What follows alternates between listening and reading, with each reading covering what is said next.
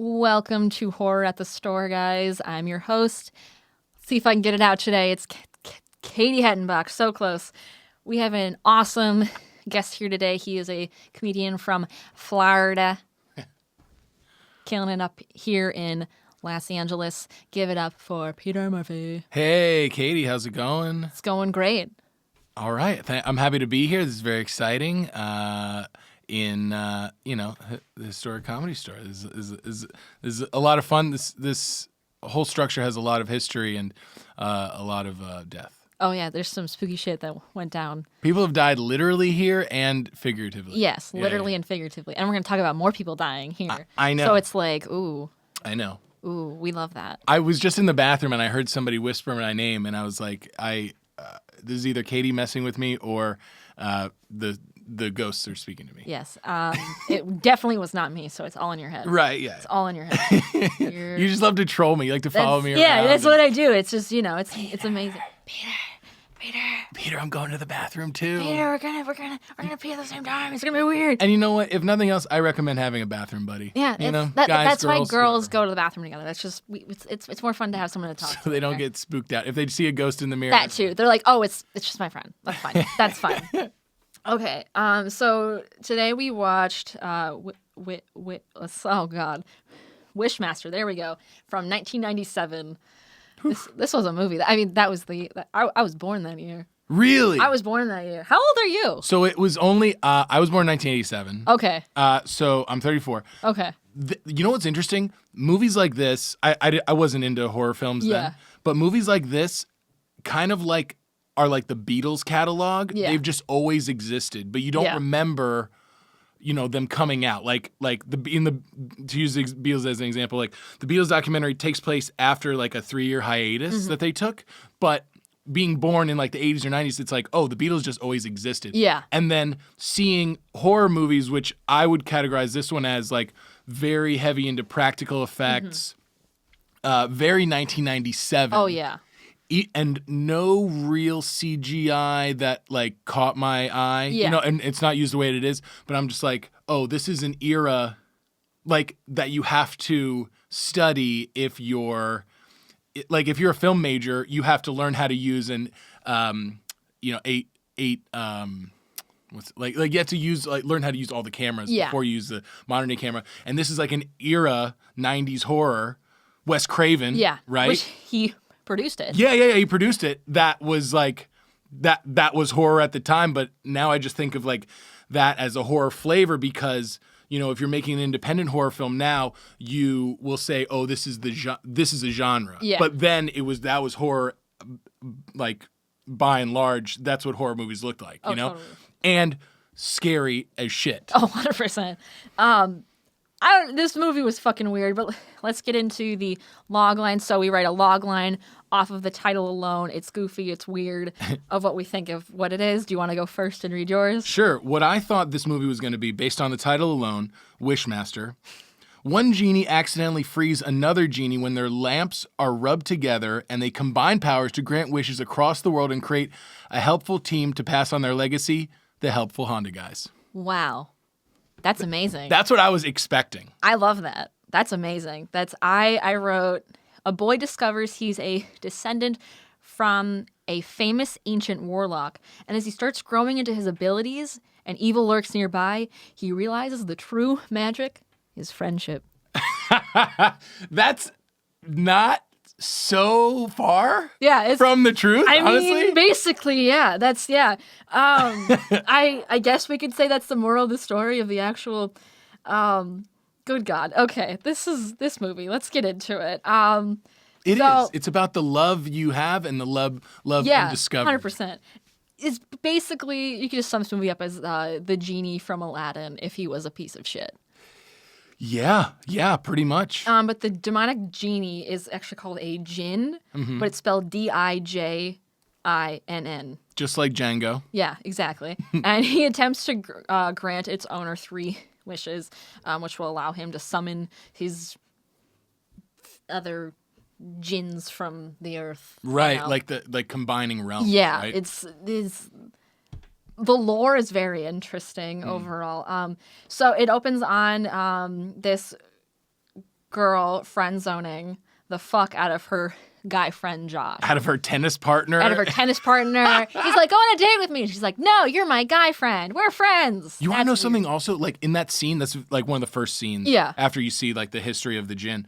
But it's so 90s. Yeah. It's because like, I don't know, there's like a soft rock song playing and they're playing tennis. And it just feels like, oh, is this Dawson's Creek?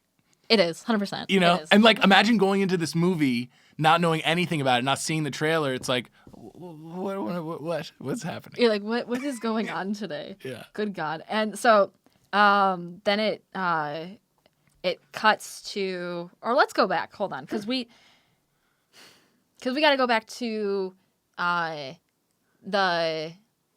was after this. No, this was after this. They go to, what's his name?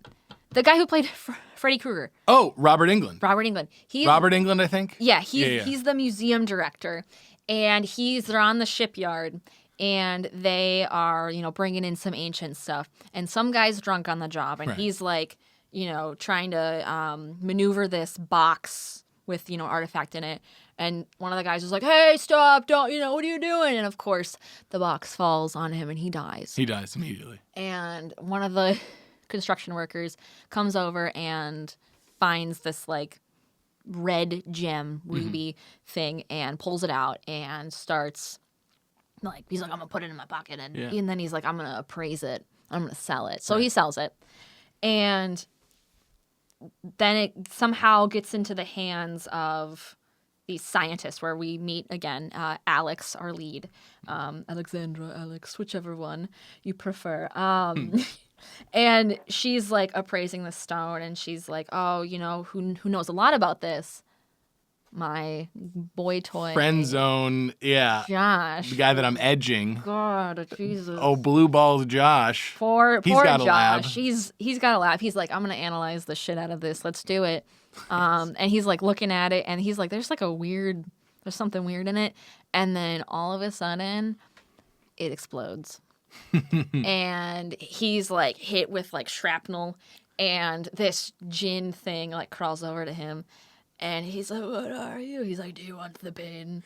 Or he's like, are you scared? And it looks like a combination of the alien from Alien and the green monster from Ghostbusters. Yes. Right? Yeah. And it's like kind of in baby form. Yeah, it's like a little and it just kind of like wiggles over to him and I can't imagine it being anything being more terrifying. Yeah, and he's like, "Oh, do you want the fear to go away?" And he's like, "Yes." And then he dead then. He dead. He dead. Moral of the story, he dead. And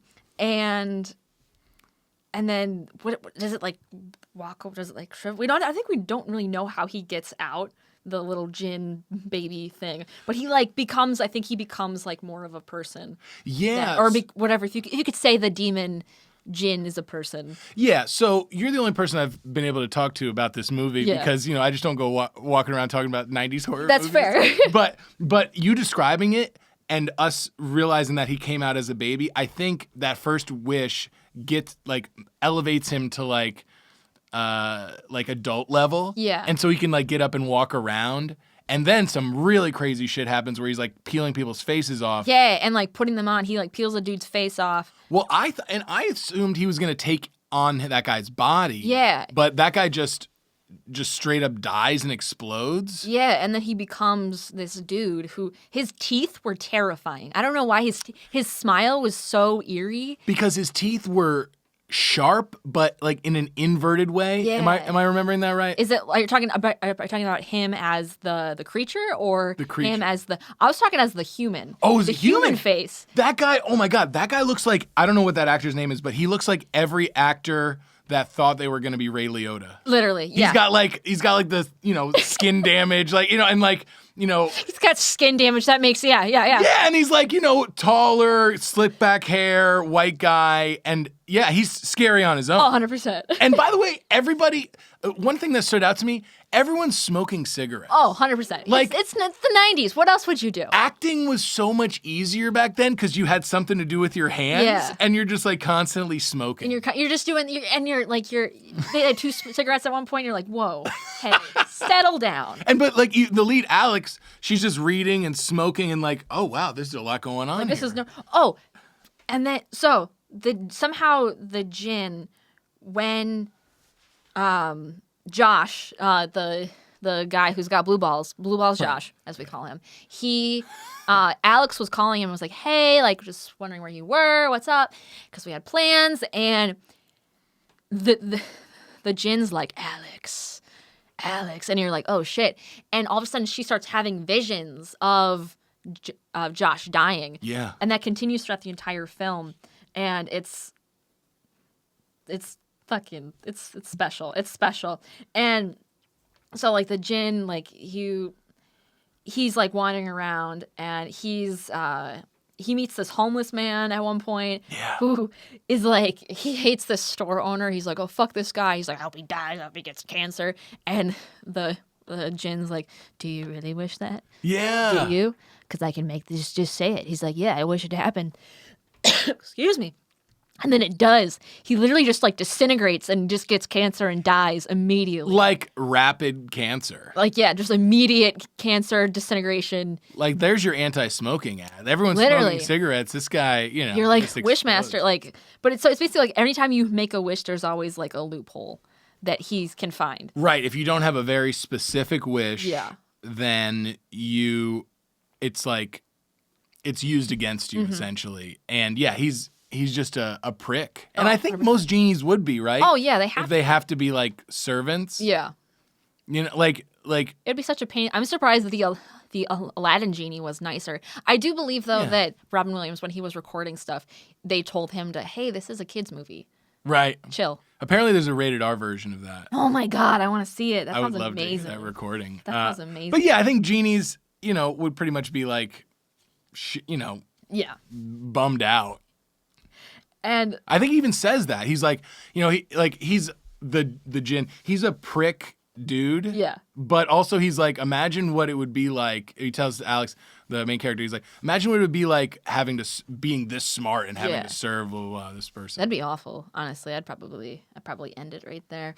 Alex reveals that she has this like tragic backstory, which of course she needs to. Her family like burned to death in a house. Yes, and then she saved her sister, but she couldn't save her family. She was only able to save her sister. And she has survivor guilt, and that's like they really play off that in the end. Oh my God, they really like trauma. Let me use this against you real quick. I mean, in the end, yeah, and where her sister's. Oh yeah. Okay, you want to talk about that? Okay, later. We'll get there in a second. Okay. Sorry. You're good. Never apologize. You're golden. Alex saved her sister. So she meets with this museum director, who I think we find out his name later. I don't remember. Robert Englund. Robert Englund. Yeah, that doesn't matter. Freddie. His name is Robert. Freddie, the museum director. And they're like, oh, this is what the lore is. This is, what the gem is. This is everything. And then it cuts to the djinn. He's fucking around again. And he makes a dude blind. He's like, oh, do you wish you could stop seeing this? And he goes, yes. And then his eyes just like, do they fall out of his head? No. He just like. So this science intern, I guess there's a bunch of cadavers there. Like dead people. Oh, yeah. And the djinn is tracing the outside of this guy's face with his nail. And the guy's like, hey, Mr. Extra Credit. Like he thinks like some other student's trying to get one up on him. Then, yeah, the djinn is like super sneaky and clever, which I'm happy that he gets like outwitted in the end. Obviously, like you thinking about what happens. Spoiler alert. But then he's like, do you it's all a language movie. Like you could show this movie in like a 10th grade English class and just be like, see, words matter. Yeah, this commas is important and questions matter. But yeah, he says. Do you wish you couldn't see what's happening now? He goes, yeah. And then his eyes just are skin. Like it's just skin for eyes, and then he can't see anymore. Right. And then he got his wish. And then the djinn is like, I gotta find Alex. So he goes to the police, does the same thing, but there's a killer that's in the police station, and the police officer, who again I think it's the one black character, the token black guy. He's like, yeah, like that guy's a killer, in the police station. Yeah. I wish he he's probably going to kill someone else. Right. And then he does, because the Wishmaster, that's a tongue twister, like, tricks him into saying that, and then he just, like, the killer pulls out a gun and just starts killing people left and right. Yeah, everybody in this movie, it's funny to see this because this happened in 97, obviously, but everyone in this movie is exhausted. Yeah. And that character is the most exhausted because he's like, I know that guy's going to get off. I just wish, I remember this because it like was so jarring, but he goes, I wish that we could get him on a charge and have everybody see what happened. And then little does he know, bang, it's happening right there. And he starts killing people left He and grabs a cop's gun, which is something I've always wanted to do. Yeah. He's really just... I mean, if you, hey. Hey, man, I want to live on the edge. Yeah, I love that for you. I love that journey for you. Thank you. So I'll get there one day. I hope that for you. Thanks. For you. That'd be my wish. And I forget where it was. I think it was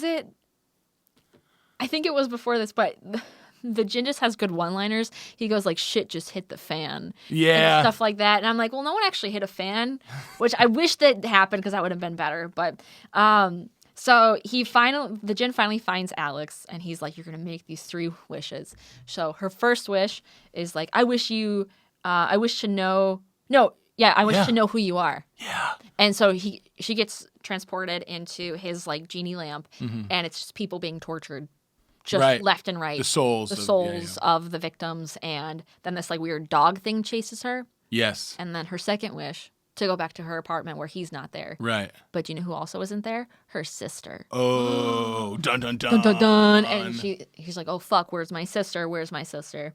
And so she goes after the sister, but it's at the museum. Sister couldn't wait for her, I guess. Sister's like, well, I think the Jin took the sister at that point. The sister needs a bathroom buddy. Honestly, she does. She needs a bathroom buddy. Seriously, yeah.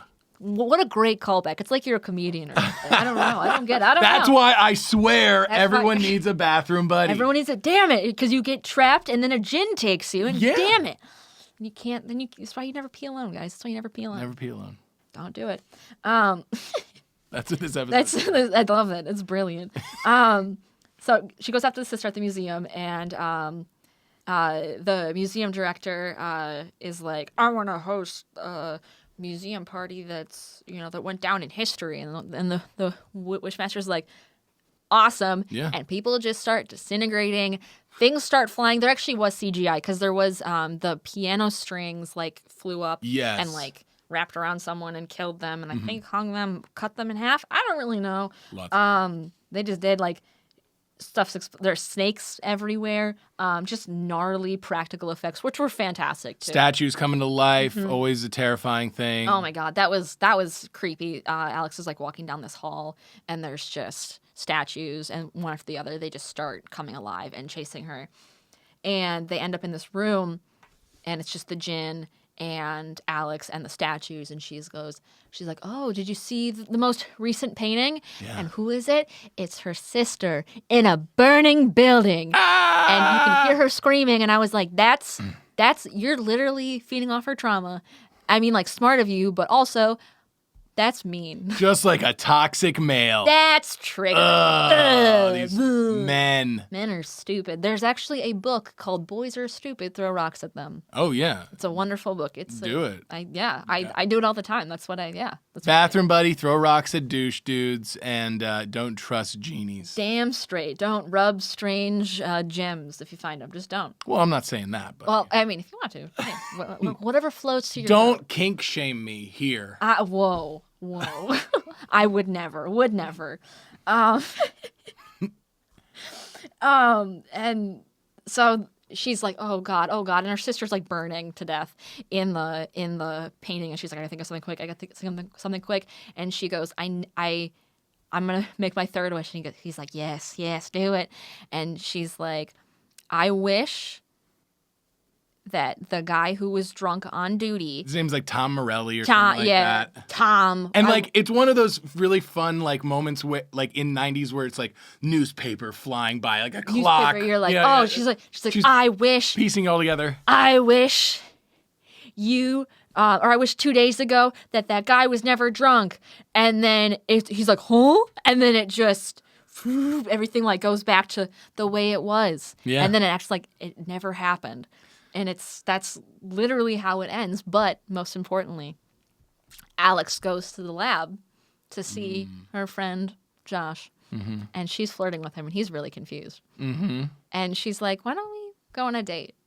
Mm-hmm. Let's go on a movie and a date. And he's like, yeah, let's do it. And then it ends in a happy little romance with that. But then, of course, you know, I think there are 3 of these movies. I think so 4. 4?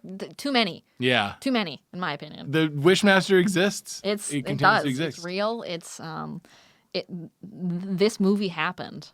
I was like, Wes Craven was off making Scream, but he's like, I'll put this up too. And sure. like, that was a. I mean, you know, he's made some. Not all of his movies are amazing. It was scary for me. It was weird. Like, it was weird. It was scary. It's open ended. By the time you're halfway through this movie, you understand that this is like you have to solve the riddle that is the Wishmaster. Yeah. And I'm thinking like, how is Alex gonna do this? And it was like, okay, that's kind of the obvious answer, right? Like, it's almost like they thought like it's a 90-minute movie, but they wrote it in like an hour. Yeah, they're like, let's just do this real quick. It's like, it's like maybe it's the first draft. Like, I couldn't think of anything clever. That's why I was like, oh man, I'm thinking like, what is this going to be? And it's like, the obvious thing. So out of 10, what do you think? Out of 10?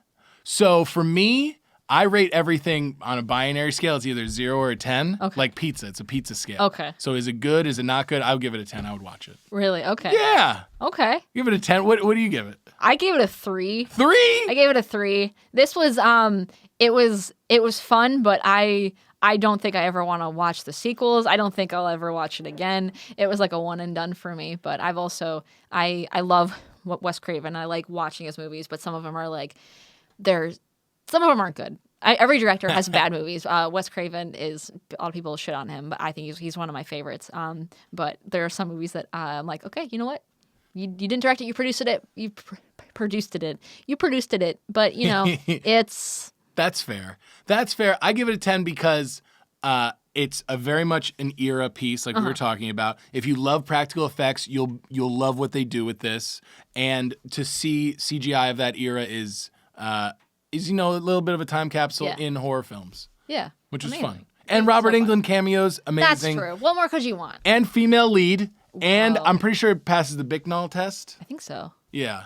Which is pretty cool at the time. But that's actually a big deal because that didn't happen a lot. And one person we didn't talk about was the drama teacher. Oh my God, yeah. Who gives a great performance. And that's just fun to see on its own. She's in her own movie, by the way. Like everyone else is in one movie, she's doing her own. Yeah, she's like, I don't even care about this.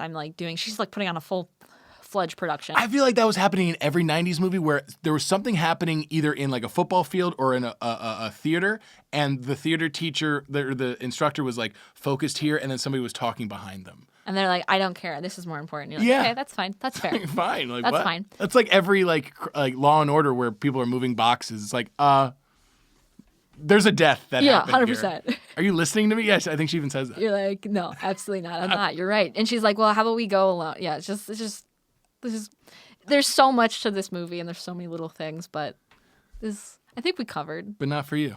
Not for me. It was fine. It was a 3, but it's fine. You gave it a 10. I love it. I love it. Thank you so much for being here. Do you have anything you want to plug? Yeah, you can listen to my podcast, Florida Verses, on every streaming platform, just Florida Verses. And then you can follow me on Instagram for, shows and upcoming dates. Hell yeah. Well, Peter, thanks for being here. And guys, this has been another episode of Horror at the Store, and we'll see you tomorrow. Bye. Bye. Amazing.